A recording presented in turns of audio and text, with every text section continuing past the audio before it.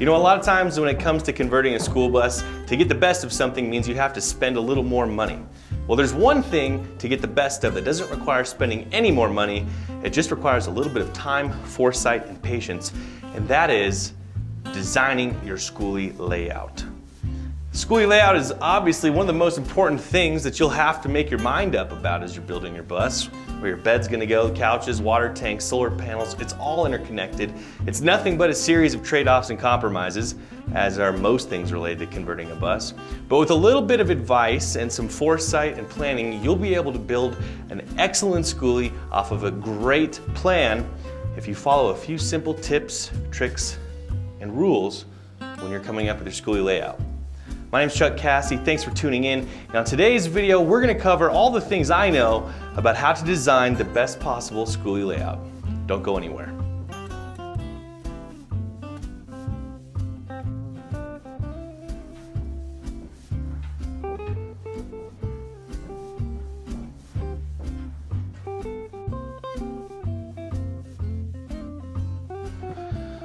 Well, it's no secret that designing a floor plan in a small space can be quite the challenge. And in a bus, especially a smaller one like this, we have an obligation to ourselves to make sure that we maximize every square inch and make a space that doesn't feel crammed and compact along the way. Now, those are two competing goals, and as you can imagine, the result is going to be a lot of trade-offs and compromises, but that's what building a school bus is all about. You know what I'm saying?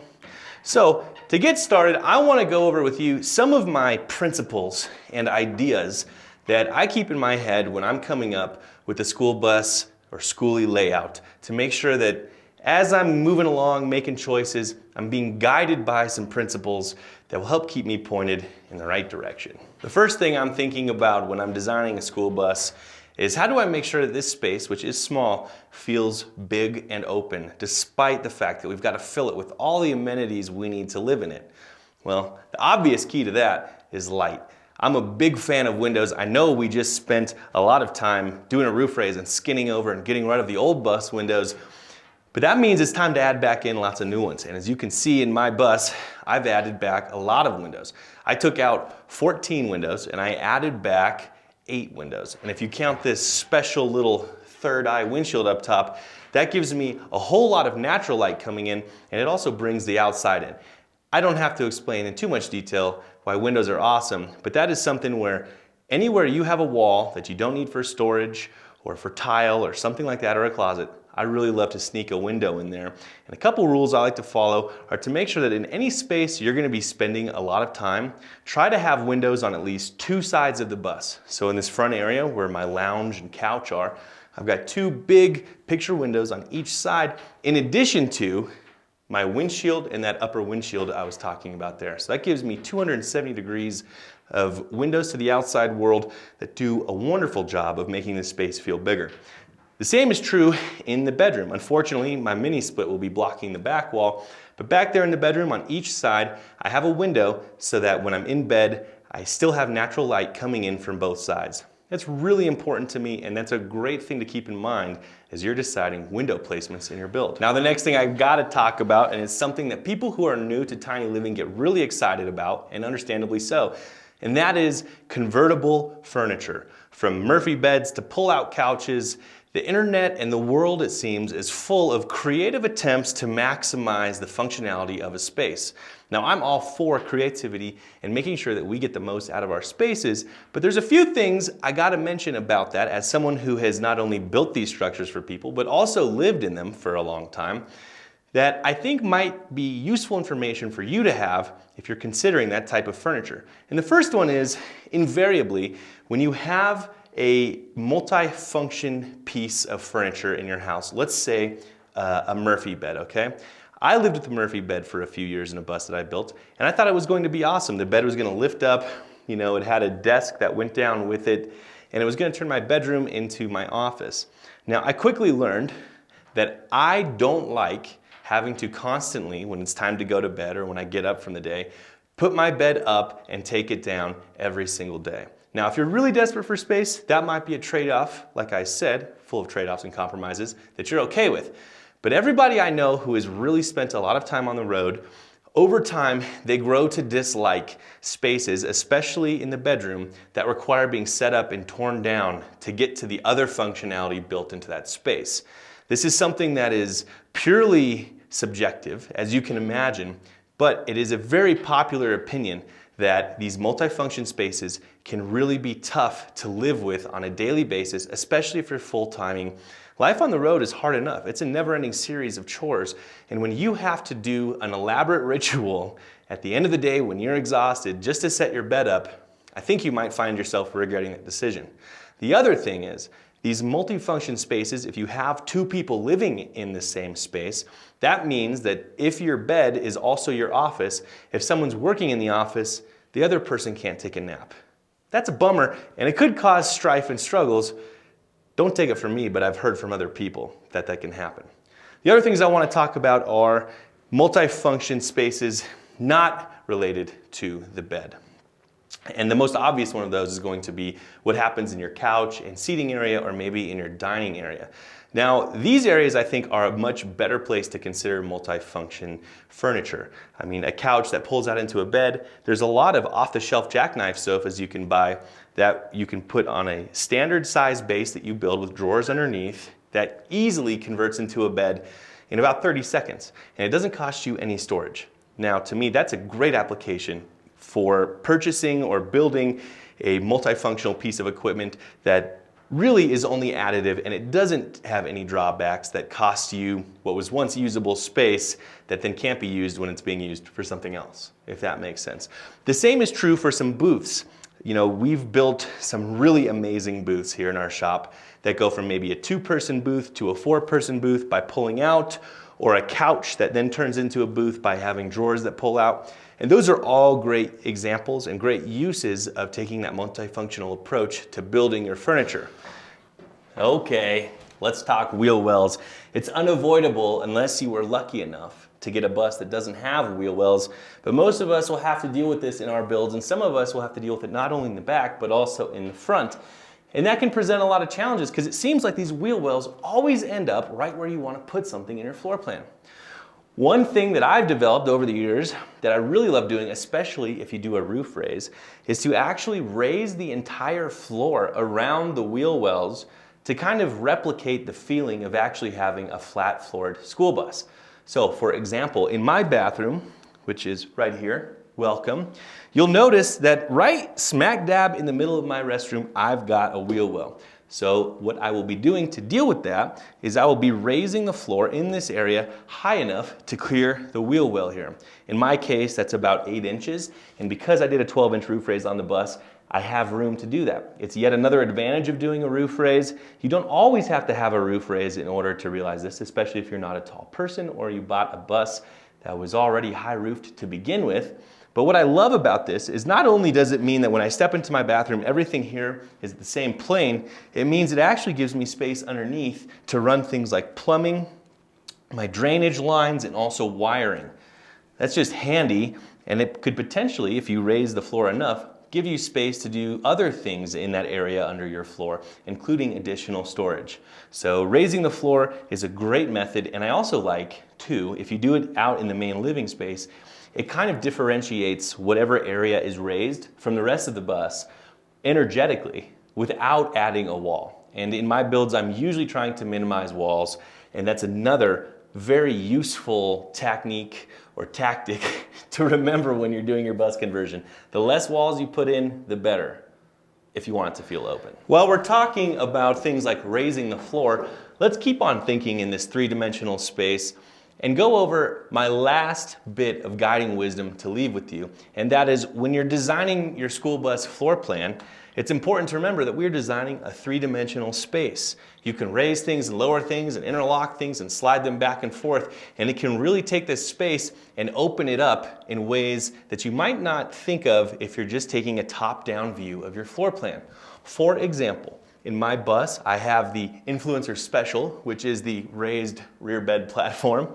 Now below that, I'm going to have a garage in the back, of course, but I'm going to have my water tank here, which will be low. And on top of that, I'll actually have room to do some drawers for a closet. and then my water heater can go above that water tank. And on my left side here, I can actually have all of my solar equipment. All of that will be under my bed above my water tank. Now, it's kind of an interlocking puzzle here, and you're going to want to make sure that you have all of your measurements and stuff before you really get to the nitty-gritty details of designing your floor plan. But it's important to remember, as we're designing this bus, if we want to use the most out of every nook and cranny, we have to be comfortable kind of shifting things around and interlocking them in 3D planes and not just in a top-down perspective. With that in mind, let me show you my floor plan as an example and show you where I like to start off with when I'm first designing my skoolie layouts. All right, I want to make sure I have everybody's attention because this next piece of advice is probably the most valuable thing I can tell you when it comes to designing your skoolie floor plan. And that is, it is very important that we remember we are not designing just one layer of living here. There are actually 3 layers that all have to interact and play nice together if we're going to get the high quality skoolie layout that we all want. And those 3 layers are the roof of your bus, where your solar panels, vents, skylights, maybe a deck live. The middle of the bus, of course, where you live, along with your appliances, all of your fixtures and plumbing and electrical. And then, of course, what happens underneath. And that's where your gray tanks might be, storage bays, propane tanks, and all of that has to integrate nicely with what's already down there. So your axles, your drive lines, the chassis rails, exhaust pipes, who knows, maybe some pre-existing luggage bays that your bus already has. And what we have to do is make sure that the space we're designing in the middle of that sandwich plays nice with everything happening on top and everything happening down below. So let me show you how I tackle that problem. And don't worry, all you need is some graph paper. All right, everybody, welcome to my floor plan. And yes, I do use CAD, that is Chuck Aided Design. And here you can see where I start when it's time to work up a skoolie floor plan. So what I start with is the rough footprint of the bus itself. And I take that footprint and then I go in and I want to denote on that footprint where things are, like the axles, as you can see in my undercarriage drawing, where things like wheel wells are, as you can see in my living space drawing, and other things like fuel tanks, battery boxes, you name it. I want to put enough information in here to make sure that any ideas that I come up with, that I implement in here, are going to work out in the bus in the real world. All right, so let's go on a journey of my living space. So this here is the front of the bus, and that's the back of the bus. And as you enter here, right on the right, we've got our couch seating area, and then across the street from that, we've got a booth with 2 benches that face each other, and there's a table in the middle.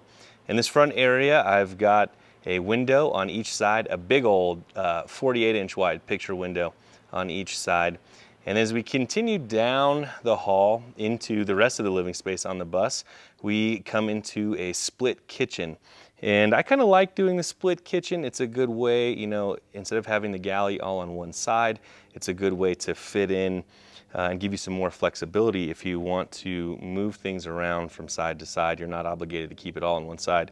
So here on the right, we've got our kitchen sink, and that's the only piece of the kitchen on the right side or the driver's side. And on the rest of the kitchen zone, we have here on the passenger side. So we've got a good space for countertops here. We have our stove, which is also going to have an oven on it. And then I'm doing a vertical marine style 2-door fridge. I believe it's 6.3 cubic feet. It's a good size fridge, and it's a little bit taller. I also love having windows above my kitchen sink, so I've got a window here, and I also have a window above the stove. And that's really handy, especially if you turn on the vent fan, because it's going to be drawing fresh air in above the stove and helping clear away any smoke or anything that builds up steam when you're cooking. Opposite my kitchen, I have my bathroom. And I love wet baths as much as the next person, but if you have the space, I really love not having a wet bath, having the shower be its own zone, and I also really like having a dedicated bathroom sink. Now, in a lot of smaller builds, it's just not going to be possible, but my build is right in the middle, and I squeezed a sink in here. So I've got my composting toilet, I've got a sink, and then I've got a shower. The shower is about 34 inches by about 28 inches. You know, I lived with a smaller shower than that for about 5 years, and I did want a few extra inches in one direction. So I went ahead and made the shower a little bit bigger. I'll be doing a custom stainless steel shower pan like we typically do. And as you can see, this bathroom is planted right on top of my wheel well. And like I was talking about earlier, because I'm raising the whole floor of the footprint of the bathroom, the fact that there's a wheel well there really doesn't mean anything. Now, of course, I had to put a window in that space, so I snuck a really small 15-inch by 15-inch window here next to the toilet. And if I can, I'm going to do my best to also put a mirrored vanity above the sink that will double as a medicine cabinet. One thing that I'm doing here that you might like or want to incorporate in your build, if you notice, my bathroom wall, instead of it being a rectangle, I've actually angled this. And that's because I don't need the area around the toilet to be as wide as the shower footprint. So what I've done is I've angled this wall, and that keeps the inside of my bus from feeling, I would say, like a tunnel, and having a, you know, non-parallel or perpendicular wall is a little bit of a nice change of pace. I might even see if I can get fancy and do something other than just a diagonal, maybe curve it somehow. We'll see. We'll see how creative I feel like being. As we move back here, I've got a very small closet for hanging things that's going to only be about 14 inches wide. And then you will step up finally onto my elevated queen bed platform, which will be going across here. I am a taller guy, so I really can't fit on these smaller mattresses out there. And if you're going to be sharing the bed with somebody else, I really prefer having a queen size mattress. Now, some people are fine with a full. I just can't do it. So also in my bedroom, I've got the windows on each side so that I've got light coming in from both directions, which, as I said earlier, I really enjoy. And then underneath that, I've got my water tank here, and on the right will be my water heater. In the middle will be a bank of drawers accessible from the hallway here. And then over here on the left will be all of my solar equipment. And then that leaves an area that's roughly, I think, about 84 inches here by about 34 inches here. That will just be a big garage space for my tools and whatnot. So that's what's happening in the living space. And I've come to this after consulting both the roof and the undercarriage. But let me show you now how that living space will interface with what happens on the roof of my bus and what happens on the undercarriage. We'll go ahead and start with the undercarriage because it is the area where you have the least flexibility, because obviously the bus is already built. So I went ahead and marked where the wheel wells and all the axle stuff is happening. It's pretty much impossible to do anything in this area. You can snake, you know, some wire runs if you need to. You could potentially run propane lines, but running things like gray water lines can really be tricky. So I tried to avoid doing that. Up here, I've got the fuel tank that came with the bus. Obviously, that's not going to go anywhere. It could, but I'm not biting off that project yet. And then I also have the battery box up front. Now, of course, on my bus, there in the middle is going to be the drive shaft that runs down from the engine to the axle. There's also going to be an exhaust pipe that goes back there. Now, if you have a rear engine bus, one of the nice benefits of a rear engine bus is that your drive shaft is only about 2 feet long, and you really don't have any exhaust that's routed outside of the engine bay. So this whole area is just wide open for you to do whatever you want. Not the case in my bus. So what I did with the space available, behind the battery box, I was able to sneak my propane tank. Very happy about how nicely that fit. And then behind the axle, I've got my gray tank on one side, and that's on my driver's side so that it'll play nice with RV dump stations. On the left side, in a space that was wide open, I'm installing a luggage box so I can pick up some additional storage out there. Now, if you'll keep in mind, on my living space floor plan, I kept all of my plumbing on one side, and that's the same side as my gray tank. Now, what's tricky though is my kitchen sink and my bathroom sink are actually forward of the axle. But luckily, because I'm raising the floor in my bathroom, I'm actually going to be able to run the gray water drain lines from my kitchen sink below the floor of my bathroom. It'll pick up my sink, it'll pick up the urine diverter from my toilet, and it'll also pick up my shower drain. And then it's going to exit the floor of the bus behind the axle and go right into my gray tank. So that's my creative way of getting from forward of the axle to rear of the axle without having to go under the bus and having a long run of gray water piping. There are other ways that you could potentially solve that issue, but in my case, I couldn't fit my gray tank where the propane tank is, and then I would still have the issue of getting the shower to forward of the axle. So that's how I resolved that issue. Now, really there's nothing else happening under the bus that's going to impact my floor plan, because the propane, it's really only going to be running my stove, and that's just a flexible line and that's easy to route.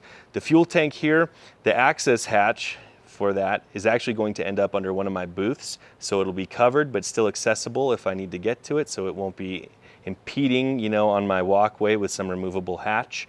And it'll be close enough to where I'll be installing my diesel heater, which is going to be under the couch here, or maybe in one of these booths, we'll see. They don't have to worry about the lengths of the fuel line running back and forth. So that's how my living space will be interacting with the undercarriage of the bus. Now, up on the roof, you know I'm a big fan of solar, and I wanted to fit as much as I possibly could up there, and I'll show you how I accommodated that. So 5 panels looked like the most I was going to be able to fit, and I also really wanted to have a max air roof vent. Well, if I added all that up, it was going to be just a little bit too long for the available roof space I had. So what I'm doing is I'm actually hanging my solar panels off the back of my bus on the solar racking rail about 8 inches, which will be nice because it's going to cover the mini split unit partially that's mounted back there. And then I'll do 2 solar panels, you know, measuring them out. And then I will have my max air roof vent. And the nice thing about that roof vent right there, if you'll notice, it ends up pretty close to where my stove is and right outside of my bathroom door. So if I'm showering or if I'm cooking or if I'm doing both at the same time, that steam or smoke or whatever will have a very short path to get out of the bus, and it's not going to have to go all the way through the bus to get outside. The other thing that you want to pay attention to, and this is something that can really catch you if you're not careful, if you notice my roof vent is slightly to the left, and that's because my bathroom wall right here, if I'm not careful, might end up having this partition right on top of my vent, and that's going to look weird. It's just really not what you want. And so because I was able to come in here and map all this out, I know that I should probably bias my vent just a few inches. I'm talking like 3 or 4 inches to the side there to make sure that it doesn't end up falling on a line where my walls are. The last thing is I've got a rooftop combiner box for bringing my solar panels together, and I wanted to make sure that the distance from this combiner box to where all of my solar electrical equipment is as short as possible, because again, the longer the wire run you have, the greater potential for voltage drop and the need to upsize your conductor. By keeping that combiner box close to where my charge controller will be, that means that I can run a short wire run, and I'm not going to have to worry about really upsizing my conductors.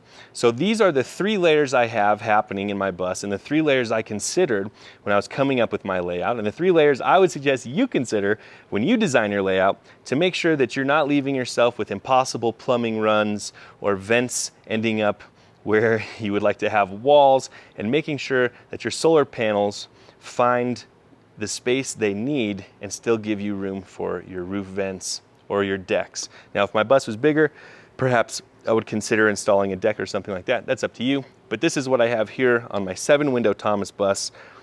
I hope you like it. Well, now that I gave you the aerial overview, let me take you in and just real quick, I'll show you what that looks like in real life. And this is a step that I encourage everyone to do. And even if you don't have access to a bus yet, maybe you have a driveway or something, but you can tape out your floor plan in real life based on your graph paper model that we were just looking at. And that'll give you the opportunity to move through the space and decide if it feels right, if it's gonna work for you. You know, it's one thing to see it on paper, it's a whole nother thing to put it in reality. So we'll start at the front of the bus here, and we've got our 2 seats for a booth. There will be a table there, and right there is that big picture window I was talking about. On the other side, we've got our couch. This is a 6-foot couch that is big enough to sleep in, big enough to be comfortable on. You can fit 3 people on it, no problem. And again, right up above that, we've got a window. So what I really like is if I'm sitting on the couch here, I'll be able to look out that window. If I'm in the booth, in the power seat, I've got this window, I've got this windshield, that windshield, the driver window, this window, and the kitchen sink window all to look out. This is gonna be a really awesome spot. I could be here typing away, editing my next YouTube video, you name it. I really like this zone. And there is that fuel opening zone that's gonna end up underneath the booth. And I like it there because it's kind of hidden. Those are always seeming to get in the way. Now, as we move back, so this is the seat here. The seat of the booth ends right in line with where our kitchen sink is, with the window above it. And then the rest of our kitchen goes across here. So we've got our window, which will be right above where the stove will be. To the right of the stove will be our vertical fridge. And next to the fridge, at the same height as the fridge, will be a narrow closet for hanging things. And what's cool, so this is not going to go all the way up, okay? This is gonna stop about here. And what's nice is the tops of that will then actually double as a nightstand for my elevated bed platform. And if you'll look here, I've got all the stub outs for connecting to my solar equipment and my electrical devices here on this side. And then on this side, of course, I didn't run any plumbing because I can run it under the floor to get to my kitchen sink, toilet, bathroom sink, and shower. But there will be a big water tank here with my hot water heater above it, and that's going to be really easy to plumb forward. Here is the footprint of the shower pan, keeping in mind this whole section here will be raised to the same level as the wheel well, so it will be flat. I'll have the shower pan. Right in front here, I will have my vanity and hopefully a small sink. And then just to the right of that will be my composting toilet. This is an Ogo composting toilet. I have not used one before, but they were gracious enough to give this to me, so we'll see how it does. I'll probably do a review on it at some point. And right here goes the window that I don't have installed yet, but that will be the window for looking at while you're pooping. So that, I hope, gives you a rough overview of what's happening in my floor plan. I'm really excited about it. It's a hybrid of some designs I liked from the past. It's also still keeping it very simple, and it's gonna give me a lot of storage in the back underneath my bed. And one thing I want to point out, so my raised bed platform, it's going to be right about here. If you'll notice, that comes down over the door. From the inside of the bus, I'm actually going to extend this wall down over the door here, so that from inside of the bus, there's not going to be an easy way, or maybe no way at all, to actually get into the living space from the back door. I haven't totally made up my mind if I want this to just be a solid wall, completely unmovable, or if I want to have a little cutout access panel there for like an emergency fire escape or something, we'll see. But the bed platform will be intersecting the door height, and that's a little bit of awkwardness, but frankly, I'm more than okay with it because, well, we're building a house out of a school bus. So, well, I think that's going to cover just about everything that I can share with you when it comes time to design your skoolie layout. And if you follow those steps, I'm sure you'll end up with something that's gonna make you happy in the long run. We got the roof, we got the middle, we got the undercarriage. Watch out for those modular, multifunctional furniture pieces, and make sure you can get as much natural light in there as possible, and don't be afraid to raise the floor, especially if you raise the roof. My name's Chuck Cassidy, thank you for tuning in. If you like this type of content, make sure you hit the subscribe button. If you don't like it, really make sure you hit the subscribe button so I can just drive you nuts. And we'll see you here next week.